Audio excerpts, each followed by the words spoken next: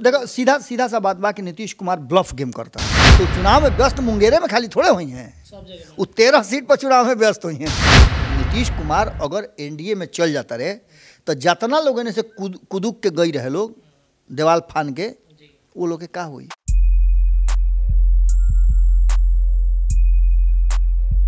नमस्ते प्रणाम सब केहू के बहुत बहुत स्वागत रोरा सबके अपन चैनल खूटा पर। खूटा ठोकाता काहे से कि राजनीति समय समय पर बदल रहल बा। जैसे जैसे चुनाव 2024 के आवता वैसे वैसे परिस्थिति बदल रहल बा बिहार के। और बिहार के राजनीति जहाँ परिदृश्य बदल रहल बा वही अनुसार देश भर के राजनीति भी करवट लेता है। एक तरफ भारतीय जनता पार्टी के लगे राम मंदिर के लेकर के बहुत बड़ा एगो वोट बैंक एक तरीके से कहीं तो जाता, कैसे कि 22 जनवरी के एगो बड़ा दिन देश खातिर होई, जब राम मंदिर के उद्घाटन होई, हजारों की संख्या में लोग ओइजा पहुंची। वहीं दूसरे तरफ अगर बातचीत कही जाओ तो इंडिया गठबंधन अभी अपन सीट शेयरिंग के फॉर्मूला पर अजुराइल बाटे। का होई सीट शेयरिंग के फॉर्मूला? नीतीश के पहले चर्चा संयोजक बनावे के चलत रहे, लेकिन अब जदयू पार्टी कहता कि ना संयोजक ना पीएम बनैब तबे जाके काम फरियाई, ना तो मामला गबड़ाई। खूटा पर आज यही विषय सब विषय पर चर्चा हुई कि सीट शेयरिंग के पर्ची तैयार, दोनों गोल में नीतीश पर विचार, केकरा कतना सीट भेटाई, 176 वाला फॉर्मूला खेल दिखाई। चली बाबा के लगे चलल जाओ। जाड़ा के दिन बा और जहाँ ठंडा मौसम में बढ़ल बा, लेकिन राजनीति में बाबा गर्मी दिन पर दिन बढ़ल जाता। सबसे पहले तो हेरा से अभिनंदन गोड़ लागत निरुआ लोग के। बिहार और बिहार के राजनीति की जब बात करबन हो तो कुछ नए निकल के आई। अनस्क्रिप्टेड होला, जैसे हमने का अनस्क्रिप्टेड खबर करी ले जानू, वैसे ही अनस्क्रिप्टेड बा बिहार के पूरा राजनीति। जैसे तू लिखे के शुरू कर स्क्रिप्ट, कोई नया कहानी चेंज, क्लाइमैक्स कुछ और हो जाई। इस चलते बिहार के राजनीति बड़ा अनिश्चितता के जो कहल जाला कि सियासत जौन बा अनिश्चितता के खेल है, वो सबसे ज़्यादा प्रमाणित अगर कोई करेला तो बिहार करेला। अब एक में सीट शेयरिंग के पर्ची तैयार, ये नो सवाल पूछ रहा। तो सीट शेयरिंग के पर्ची में तू देख ले होगा कि लगातार विभिन्न मीडिया चैनल में, अखबार में कांग्रेस अपन लिस्ट दे दिले बा कि करा कौना राज्य में कितना सीट ओकरा चाही, वो अपन संभावित लिस्ट दे दिले बा, जौना में कुछ राज्य खास करके हिंदी पट्टी वाला बा। आगे एक पर हम जानकारी देव, लेकिन पर्ची एक तरफ तैयार नहीं भइल, दोनों गोल में पर्ची तैयार हो रहा बा। उन्हें भाजपा के तरफ भी एनडीए जहाँ बा, एनडीए में भी पर्ची तैयार हो रहा बड़ी, और ओइजा भी सीट शेयरिंग के फॉर्मूला कैसे हुई एकरा पर विचार चल रहा बा। अच्छा, माने कि नीतीश अगर रही हैं तो उन्हें कौन सीट केकरा बाटल जाई के ngतिया फॉर्मूला तैयार हुई। ये तो सेकंड फेज के बात तू कहता रहा। फर्स्ट फेज में का बा उहे न बतवा कहनी है कि दोनों गोल में नीतीश पर विचार, ओकर माने हुए बा कि इन्हें INDIA गठबंधन में जब बात चल रहा बा तो या नीतीश के लेके जब फार्मूला तय कल जाता तो कुछ अलगे कहानी रचाता। अगर नीतीश को वे माइनस कर दिया था तो कुछ अलगे कहानी रचाता। वो सीट शेयरिंग का फार्मूला बिल्कुल अलग हो जाता। एकरा अलावे जब फार्मूला पर तू अबा दोनों गोल में जब विचार होता तो कितना लोग फेफरी सूख जाता।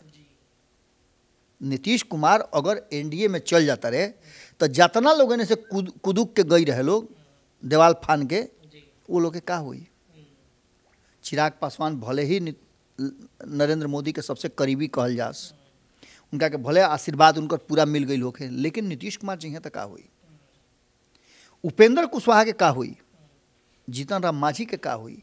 इस सारा खेल जौन बानू कहीं ना कहीं गड़बड़ा रहा बा। और समीकरण जब उन्हें विचार नीतीश कुमार पर चल रहा बड़ुए तो ये बात तारा समझ में आई। और एक बात अतनो और बा कि दिल्ली में का फैसला हुई वो दुई आदमी जनी। हम बार बार बात कहता नहीं रत्नेश, 29 तारीख से याद हुई कि नीतीश कुमार अध्यक्ष के पद अपना फिर काहे रख ले हा। ओकरा पीछे एके मात्र कारण बा कि कोई भी फैसला होके तो डायरेक्ट नीतीश कुमारों में इन्वॉल्व होकस, भाया मीडिया मत होके। जदयू में कोई भी फैसला होके तो नीतीश कुमार ही वो फैसला के अधिकारी होकस, उनके सोच के हिसाब से फैसला हुई। कारण कि ललन सिंह के साथ जो फैसला भई रहे वो फैसला से नीतीश कुमार संतुष्ट नहीं खा। एकरा बाद दूसरा खेमा में लालू प्रसाद टनटनाइल बाड़े। ई टनटनाई उनका पहले काहे ना रहे, इहो बात कहे वाला समझे वाला बा कि आखिर अब जौन हो रहा बा कि संयोजक बनावल जाई। एने देखले बड़ा कि जनता दल यूनाइटेड कहता कि संयोजक ई का कहला, हमनी के तो प्रधानमंत्री के दावेदारी के बात करता ही जा। ई संयोजक तो वसहू बाड़े, तनी के बनावलो चाहे मत बनावलो। पर्ची पीएम खातिर भरल रही, संयोजक एक खातिर ना भराई रहे, एक खातिर कोनो अर्जी पर्ची हमनी के दिए जा। आ सबसे बड़ बात बा कि जब जब नीरज कुमार जब फ्रेम में आवेले ए तरीका के बात कर ले तो ई बुझाए लगेला माने भीतरे भीतरे उनकर माने अब प्रिडिक्टेबल हो गई बाड़े, प्रिडिक्टेबल हो गई बाड़े, समझ ला। अब हाँ होने से हॉटलाइन पे बात होला कि नीरज जी तैयार हो जा बस, तो उ माने उ जो कुछ बोले ले ना तो प्रिडिक्शन होकर हो जाला कि हाँ अब आगे के रणनीति का हुई। एक खाली फिर से उ राष्ट्रीय जनता दल के तरफ उनकर जौन जदयू वाला तीरवा जौन बा ओकर नोक वही मुँह हो गई बा। तो एकर मतलब बा कि कुछ नया होखे वाला बा। लेकिन खैर दोनों गोल में नीतीश पर विचार हो रहा बा, तो निश्चित रूप से सवाल हो सकेला कि भाई दोनों गोल में विचार हो रहा बा तो 40 सीट एने बढ़ो तो 40 में से उन्हें कितना भेटाई। तो एक बात तो समझ लो कि अगर नीतीश कुमार INDIA गठबंधन में रहता रहे तो नीतीश कुमार के सिर्फ 17 गो सीट ना चाहिए, एक अलावे नीतीश कुमार के प्रधानमंत्री के उम्मीदवारी भी चाहिए। चूँकि 17 सीट पर पिछला लड़ रहा होगा से कम पर लड़ी है ना, तो 17 सीट पर ही लड़ी है तो आखिर राष्ट्रीय जनता दल कितना पर लड़ी। इहो बात सबसे महत्वपूर्ण बा। अब एकरा अलावे कांग्रेस कितना पर लड़ी, जौन कह रहा बा कि 8 गो 9 गो हमरा सीट चाहिए। आवाम दल के का छूछे तू देब, ओकरा खाली लॉलीपॉप चूसब कि ओकरो चाहिए।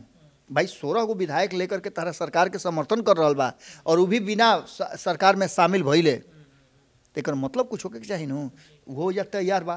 तो एजा तो मामला तनी अजुरात बुझाता और नीतीश कुमार के मन मिजाज से ऐसा बुझात नहीं खे कि वो एक खेमा में लंबा समय तक रही हैं। लेकिन दूसरा तरफ अगर तू बात करता रह तो दूसरा तरफ अगर नीतीश कुमार जाता रहे तो भारतीय जनता पार्टी खातिर बिल्कुल आसान बढ़ुए सीट शेयरिंग के फार्मूला तय कर दिहल। कारण कि उस सभे के अब की हाली नीतीश कुमार के एगो बात अगर नीतीश कुमार के मानी तो दू बात आपन मनमाई, चूँकि भारतीय जनता पार्टी वो स्टेज में आ गई बा।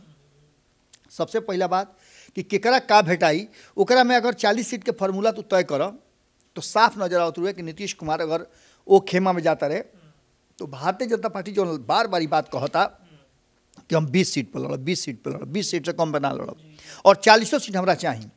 ये 40 सीट काहे चाहिए, इस सबसे बड़ा बात बा। एक गूढ़ प्रश्न के हम अगला मैंने जवाब देव। लेकिन एक अलावे 40 सीट के अगर फार्मूला तो देखता रह तो ये 40 सीट के फार्मूला में नीतीश कुमार के 13 गो सीट कम से कम चाहिए।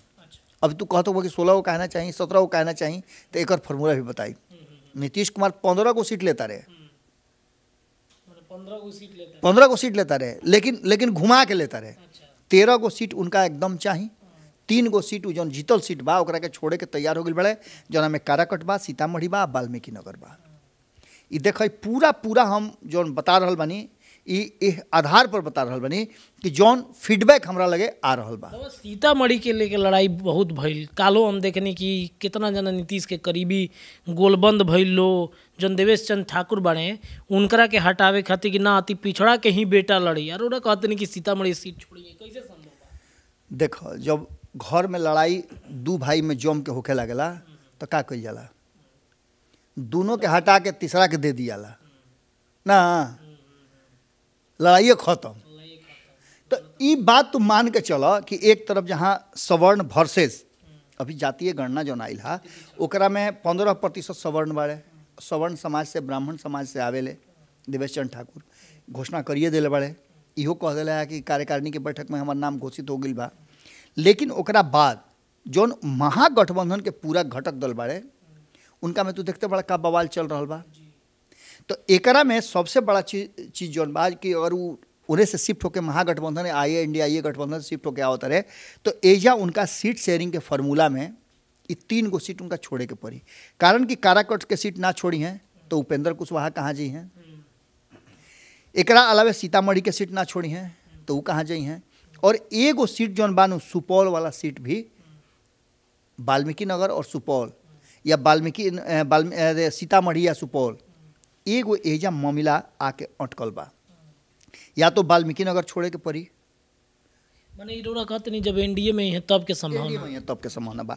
तो इनका 13 गो सीट में 3 गो सीट तो इनकर कट गई, 16 गो में से 3 गो कट गई, 2 गो सीट इनका हो सकेला कि वो राज्यसभा वाला मिले। अच्छा, माने रोज रोज अकेला में बात होता तरह के बुझात, दोनों गेम बड़ा है। दोनों समांग के अकेला में भेंट होता तो चुनाव में लड़े खातिर होता का। अरे ललन सिंह कहले ना कि हम चुनाव में बहुत व्यस्त हो, खब ये चलते हम अध्यक्ष पद छोड़ता नहीं, तो चुनाव में व्यस्त मुंगेरे में खाली थोड़े हुई हैं, सब जगह वो 13 सीट पर चुनाव में व्यस्त हुई हैं। नीतीश कुमार के प्रतिनिधि के रूप में वो तभी नु काम कर सकले पूरा कुची से जब उनका के राज्यसभा भेजल जाओ और मंत्रिमंडल में भी शामिल कर जाओ। तो ई बात लगभग मान के चलो कि उन्हें चाहिए, तो ई एगो समझौता के रास्ता बा। अब 40 में से 13 घटा 27 सीट बचता, 27 सीट में भारतीय जनता पार्टी 20 सीट अपना के रखी, तो 20 सीट में ओकरा 1 सीट, चूँकि तो पहले ही से हंसा अंगुरी करके अछूत घोषित कर दिले बड़े, क्या रे इसको तुम लोग दे काहे नहीं रहा है, कुछ देता काहे नहीं है जीतन राम मांझी। तो वो 20 में से एगो सीट उनका के जीतन राम मांझी के दियाई, यानी कि 19 सीट पर भाजपा और 1 सीट पर जीतन राम मांझी। एक बात तू आगे बढ़ तब बचता 7 सीट, ये 7 सीट में से 4 सीट जौन बा वो एलजेपीआर के मिली, एलजेपीआर के मिली, तो ओजा 4 सीट के हो गई। 3 सीट जौन बा वो आरएलजेडी के उपेंद्र कुशवाहा के पार्टी के, यानी कि पूरा 40 के 40 सीट बटा गई। और जो बार बार तो सुनत होगा कि नीतीश कुमार उपेंद्र कुशवाहा के, आरसीपी सिंह के, सबके अपना संगे रखी हैं, जीतन राम मांझी के अपना संगे रखी हैं, चिरागो पासवान के अपने संगे रखी हैं, यह संगे रखे वाला बात हो कि एक एक गठबंधन में फिर से कुल लोग रही, लोग सेटिंग करी, लोग आपस में मंडवाली हो जाई, समझ लो भाजपा बैठ के लोग पे मैंने करवा दी कि भाई टेंशन मत लो, लोग सब ठीक बा। एकरा अलावे अब आगे के रणनीति कह, अब तू कहबा कि भाई काहे हुई, भारतीय जनता पार्टी ऐसा करी का है। और भारतीय जनता पार्टी बिहार में तो आग लग जाता जब भी कह कि नीतीश आवत रहे तो ना, लेकिन एक बिल्कुल, लेकिन एकरा अलावे तू कुछ बात ऐसा देखला है पिछला मैंने 15-16 साल में, कभी सुशील मोदी के इतना भव्य जन्मदिन मनाओ देखले रहा है, उप मुख्यमंत्री रहे तब हूँ, पोस्टर से पटल बा पूरा पटना चाट पार्टी देवे ले सुन ले, हम तो कभी जाई ना, चाट पार्टी उ देवे ले, हमार सब लोग तहनी के जैबे कर लो तो देख लो चाट पार्टी देवे ले। दोसर का चीज़ कि चाट पार्टी के अलावा पहला हाली इतना बड़ा उनकर आयोजन जन्मदिन के भैला, जिससे बुझाता कि राम मंदिर के दर्शन खातिर लाइन लागल बा, वैसे वैसे लाइन लागल बा। उनका नया नाम संकट मोचन भी दिहल गई।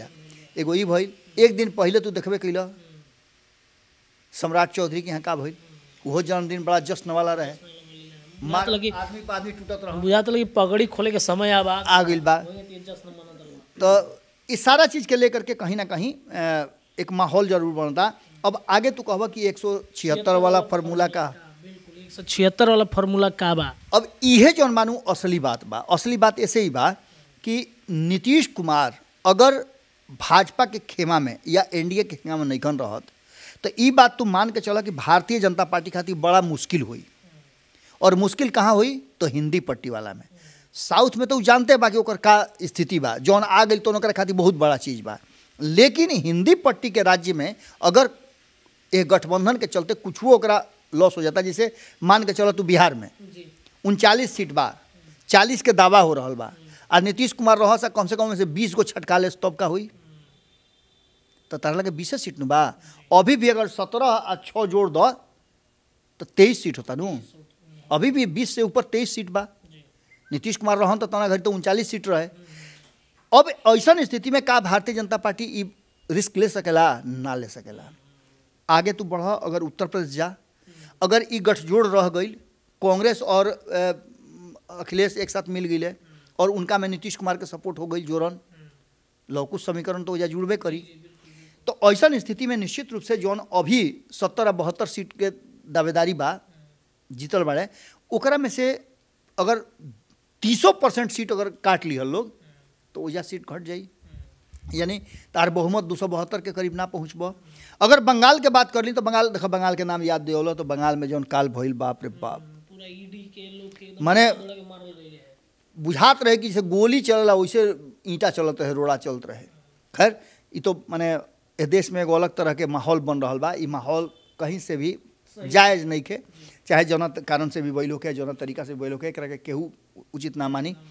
लेकिन एक बात बा कि संवैधानिक संकट वाला स्थिति जरूर नजर आ रहा बा। आखिर फोर्स का करते रहे, पुलिस का करते रहे, जब इतना बड़ा हमला हो गई और वो भी केंद्रीय जांच एजेंसी पर, वो तो पूरा व्यवस्था के साथ जाले कि कहीं अपने क्षति ये लोग ना कर ले एकदम बिल्कुल। देखो भारतीय जनता पार्टी के गोदी में ले जा करके या तो चुनाव दे देला लोग, या तो मुद्दा दे देला लोग, बार बार ये होला। ममता बनर्जी कर देले बड़ी मोहब्बत एकदम राम मंदिर पर तू देखल कि अब केहू बोलत रुए, यह लालू प्रसाद में हवे कि राम मंदिर खातिर जात रहन, आडवाणी तो एजे रथ रोक ले रहन। आज उनका घर से सुना तो कहते रहे घरे में हमारा राम बाड़े। ये बात तू समझ सकल नु, लालू प्रसाद चुप काहे बाड़े? उनका कहल चाहत रहे कि नहीं बनने देंगे राम मंदिर, हमारा छाती पर बनी, हमारा लाश पर बनी, काहे नहीं कहत?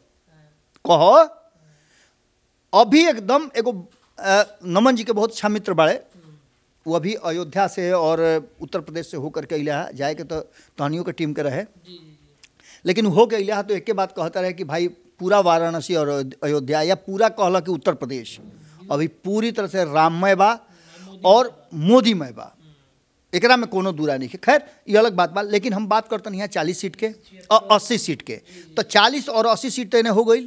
अब तू सीधे चल जा बंगाल, जब बंगाल के चर्चा करते हैं 42 सीट वाला, 42 सीट में तू देख लो होगा कि सीट बंटवारा में कांग्रेस बहुत अगर ईमानदारी बरतले बड़ुए तो ममता बनर्जी के नाम पर वो वजह से कहता कि हमरा 10 को 15 को सीट चाहिए।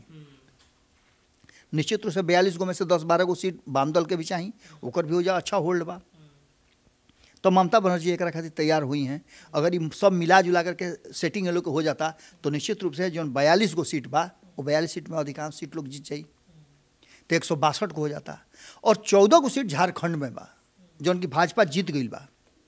अब ओहिजा अगर तीनों चारों मिल के लड़ता रहे चुनाव तो देख लो होगा कि नीतीश कुमार के 21 तारीख के शायद नीतीश कुमार के झारखंड के रैली बा, तो उ रैली करी हैं, तो रैली करी हैं तो एक मतलब है कोई अपन शक्ति अजमई हैं। ओजा भी लौकुश के अच्छा समीकरण बा। लालू प्रसादों में जोड़न के काम कर दी हैं, यादव समाज भी उनका साथे हो जाई, बिहार के लोग जो ओजा रहला उ साथे हो जाई, ओजा आदिवासी समाज बढ़ले बा, झारखंड मुक्ति मोर्चा ओजा अपन, ओकरा बाद कांग्रेस के ओजा अच्छा होल्ड रहला लंबा समय तक, तो सब मिल जाए लोग तो ओजो के 14 सीट एक हाथ से निकल सकेला। सवाल ये बा कि गठबंधन खातिर जई हैं कि अपना खातिर जई हैं कि एनडीए खातिर जई हैं? देखो सीधा सा बात बा कि नीतीश कुमार ब्लफ गेम करता रहन, समझ लो, ब्लफ गेम पूरी तरह से नीतीश कुमार करता रहन। और नीतीश कुमार ये बात समझ गई बाड़े। इन्हें तू कितना दिन हो गई हमरा के बतावो, कितना दिन हो गई कि तू अशोक चौधरी के नीतीश कुमार के बगल में देखले बड़ा? काहे नहीं खा देखो? दुश्मनी हो गई बा कि नीतीश कुमार अपना के चेता ले बड़े, निश्चित रूप से चेता ले बड़े। वो जानता रहे कि हमरा आगे का करे के बा। नीतीश कुमार के माइंड में एकदम क्लियर बा, समझ लो। और ये पूरी तरह से ब्लफ गेम चल रहा बा। जौन जदयू के तरफ से बयान आ रहा बा कि नीतीश कुमार के संयोजक बनावे कई तरह के अर्जी दिले रही, ये पूरा प्लानिंग के तहत हो रहा बा। दोसर का चीज़ कि अगर ये केहू समझता कि नीतीश कुमार और ललन सिंह के बीच में डिफरेंस बा तो ये गलत सोचता। अगर दोनों आदमी जई हैं दिल्ली तो दोनों जई हैं, बिहार में रही हैं तो दोनों रही हैं। एकदम पूरा प्लान चल रहा बा। ये पूरे कहानी में एक बात तो साफ नजर आ रहा बा कि खड़गे के नाम लेला के चलते एक और बात मन में हमरा आ रहा बा, एक पर कितना सच्चाई बा का बा हम ना कह सकिले। लेकिन जब INDIA गठबंधन के बैठक भइल, वो बैठक में तो देखो मल्लिकार्जुन खड़गे के नाम के प्रस्तावित के लिए रहे, ममता बनर्जी। ED के रेड वजह चल रहा बा, ओकरा पर प्रस्ताव के समर्थन के लिए रहे अरविंद केजरीवाल, उनको कहानी बुझाता कि सोल्डे बा। ओकरा बाद चुप्पी के सर ले रहे लालू प्रसाद, कहानी सोल्ड बा। माने उन्हें हेमंत सोरेन के तू देखते बड़ा कहानी का बा। तो इस सारा सब कुछ मिला करके बुझा रहा बा कि नीतीश कुमार अगर भीतर बात हो गई बा भारतीय जनता पार्टी से तो निश्चित रूप से ये बदला हो, और ये बदला डायरेक्ट ना लेकर के इनडायरेक्ट रूप में लिया जा सकला। ये बात पर हम हमारे कोनो ठप्पा नहीं है, लेकिन जैसन बुझा रहा बा कि आखिर ये एक्शन नीतीश कुमार के चुप्पी के बाद का है, और जो मन के बात जो कहनी है अंतिम में कि बदला केनियो से निकालल जा सकेला, तो ये राजनीति है, इतना तो अब हमनियों के समझ गए बनी जा कि कहीं से ना कहीं से बदला तो निकलिए जाई। तो ये स्थिति जो नीतीश कुमार माहिर मानल जाला एकरा खातिर। चलिए जोन बाबा जो ना विषय पर खूटा ठोकले बानी, आज से हो सकेला कि खरमास के बाद वो बात जोन खूटा जहाँ ठोका गईल बा ओजा जमीन के नापियो शुरू हो जाओ और ओजा से राजनीति दूसरा तरफ करवट ले। फिलहाल आज के खूटा में इतना ही। चर्चा हमनी के लगातार जारी रही। जुड़ल रही अपना चैनल के साथे। बहुत बहुत धन्यवाद। और दही चूड़ा के हमनी के न्योता आ रहल बा। दही चूड़ा के न्योता हमनी के आवे के शुरू हो गइल बा। एकर मतलब उड़े कि कुछ ना कुछ दही तो सही। दही तो सही। चली दही चूड़ा के इंतजार करी और जौन परिस्थिति बनी दही चूड़ा में ओकर खूटा लगातार ठोकात रही। धन्यवाद।